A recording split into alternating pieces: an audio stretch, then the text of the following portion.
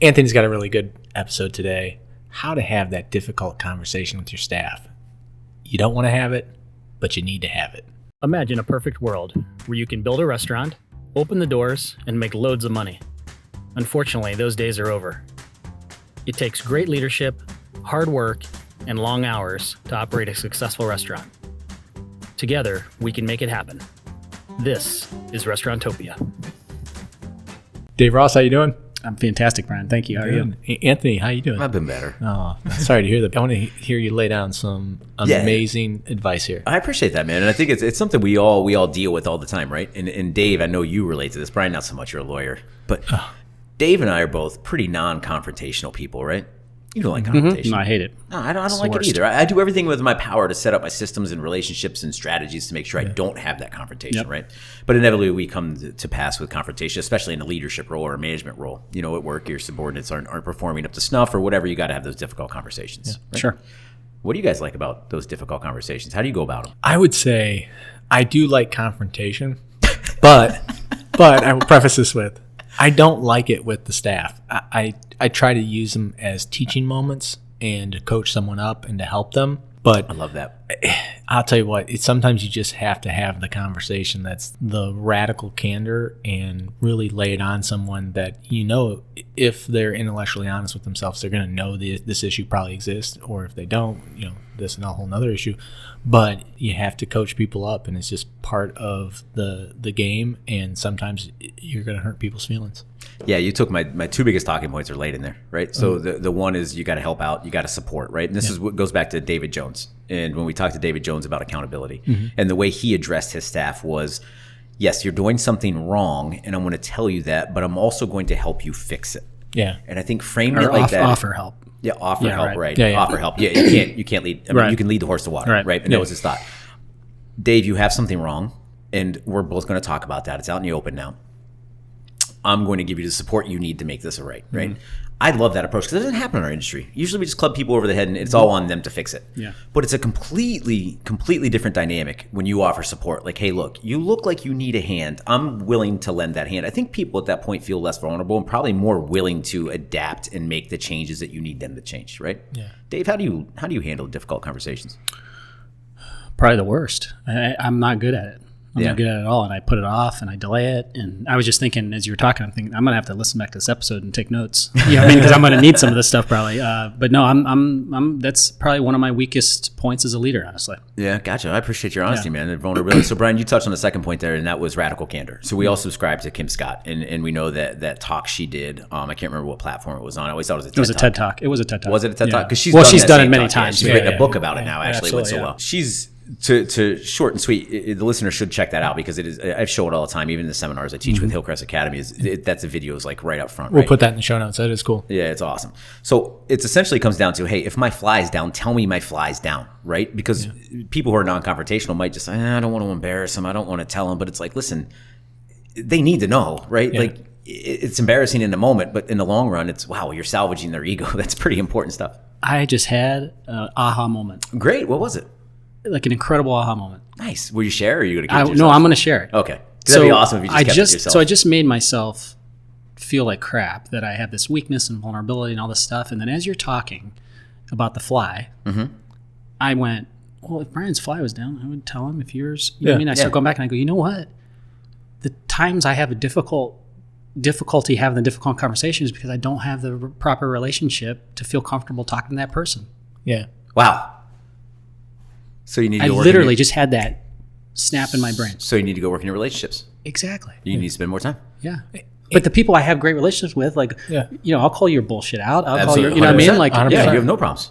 But man, that was amazing. But Episode over for me. But we helped no that one person. no one will take that coaching or that difficult conversation Unless they know you care. Unless they know you care. Because what happens when the person walks away and goes, F him, he doesn't know what he's talking about, but when they know you care about them, they will accept it.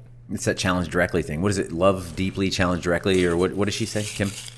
I don't know the quote, but I know what you're talking about. You got to challenge directly. Yeah. So you said something pretty profound in there, Dave, is that you said you keep putting it off. Yeah. What happens when you put it off? It's worse.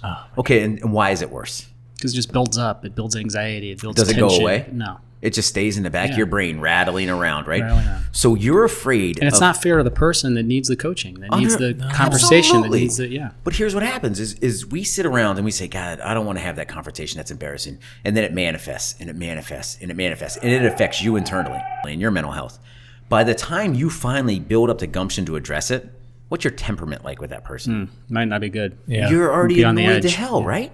So it goes back to what Danny Meyer said in constant general pressure management is really what it comes down to. Any instance that something pops up, address it now before it needs to be a big confrontation. Address it now before it becomes an issue, before it annoys you, before it gives you anxiety, before it costs that person a job. Just continue to apply that constant gentle pressure to every time someone slightly colors out of the lines. I'm not saying yell at them. I'm not saying anything. Yeah, move the salt shaker. That's it, man. Move the salt shaker. And you go in and you say, hey, can you do me a favor? Can you address this? Hey, can you do me a favor? Can you get the parsley out of your teeth? Hey, can you do me a favor? Can you pull up your fly? That sort of stuff. And now all of a sudden it's micro confrontations.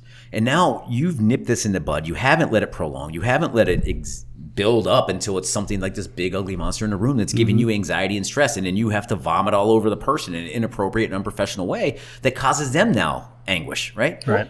And think about this in your own personal mental health. Like when you terminate someone or you have one of these difficult conversations, the stress and the time before, this is for other people, not me, the stress and time before the termination is worse than the actual event of this termination or the conversation. Like that's part of it. All the anxiety around that extreme of a confrontation where there's a termination involved. Oh my God. No, like but you, as soon as it happens, you're like, but you know, I mean, the buildup is, at least for me, like it's excruciating. no, but that's because you don't do terminations very often. That's fair. I think the same is true with someone who just has a regular confrontation. If you're a zero conflict person, or you came from a household that did not do confrontation well, I think it's a separate skill that you need to learn. And I love Anthony doing this. I love you too. No, sorry. Sorry. I love that you're doing this topic because it's right in line with a skill set that I think is absolutely necessary in management, and it's lacking across the board. I think the other point that you made that I want to talk about was support. That's what it was, right? So coaching through support, because ultimately when it comes to the confrontation, we want this person to correct the behavior and we want them to stay on board. Like who wants to hire someone else, especially in this market, right? Oh, yeah. So that support thing is crucial as far as letting them understand that you want them here for the long term. This is just a little hiccup we have to do, right? So I was lucky because I addressed this in my restaurant career in probably the last 2 or 3 years in here. And I think I've told you guys this before. Dave, I hate confrontation like you. I hate firing people. I've fired a lot of people and I can't stand that about myself. I hated the feeling afterwards. Oh, that's not your fault that you fired somebody. It was. Okay. It was. Lay And on then me. it became not. Okay. Two different I things. like where you're going here. I think I know where you're going. Okay. I like it. Lay it on me. So I hired poorly. Okay. And I hired quickly and I didn't manage them effectively. That's why firing them sucked.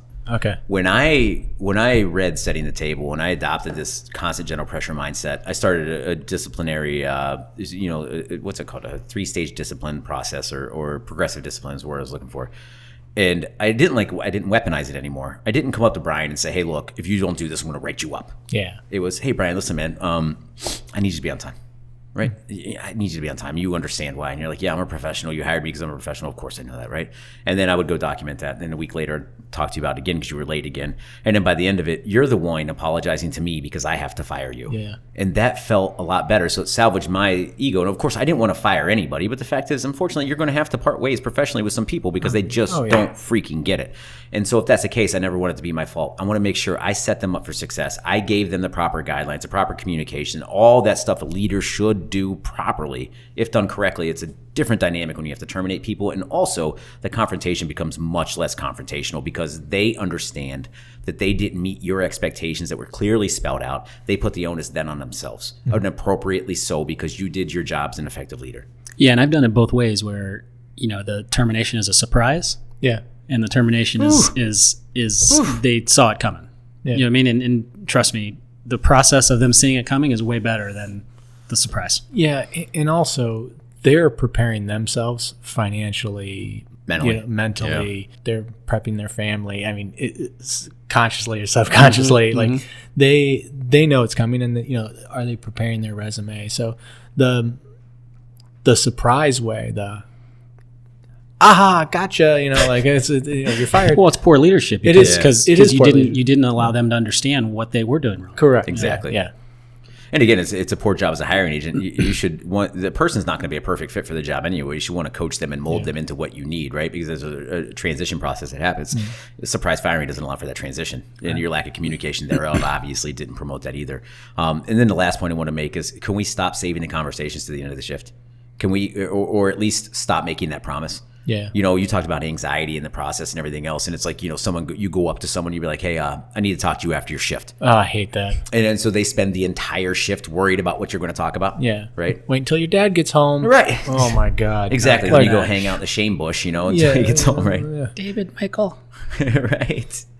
So that part, and that's really what I want to talk about. Listen, if something's bothering you, address it. If an employee is doing something that's out of the norm or out of the context of what you agreed to do, address it immediately. Rip that Band-Aid off before it becomes a serious wound. And before they do it 5 more times during the shift. Thank you. So really, that's all I had. I just want to encourage some listeners out there to have that gumption. If they're non-confrontational like Dave and myself, listen, having the micro confrontations up front right now, eliminate the big confrontations and the ugly blow-ups down the road. Do yourself a favor. Address it right now. No, get out of your comfort zone. We're going to talk about that in a future episode. Get out of your comfort zone. Coach people up. Help people. Make your organization better. Have the difficult conversation. Anthony, thank you so much. Dave, awesome commentary. Looking forward to everyone giving feedback this season on Restauranttopia. So if you got any comments or you want to hear a show topic that we haven't touched on yet, please reach out to us on the website, restauranttopia.com. Check out the show notes. Thank you so much. This is a high-quality pod. Thank you, everybody. Take care. Adios. Thank you for listening to Restauranttopia. The gratitude that we have for each and every one of you spending your precious time to listen to this podcast is immeasurable. Please make sure to tell a friend about this podcast. And also, if you have any feedback for us, visit us on restauranttopia.com and drop us a line. You can also subscribe on your favorite place to listen to podcasts. Thank you and have a great day. We also want to thank our sponsor, Hillcrest Food Service. If you are a local independent restaurant and are looking for a distributor who has chef and operational consulting, provides marketing support, does menu reviews, and most importantly, wants you to be successful, reach out to Hillcrest Food Service at hillcrestfoods.com. We are excited to announce the Restauranttopia VIP Text Club. Join by texting the word podcast to 844-928-4257. You will get access to exclusive content, industry news, deals, announcements, pro tips, and more. The VIP Text Club is an exclusive community of independent restaurant owners and professionals. Join today. Message and data rates may apply. Please check our website for our terms of service and privacy policy.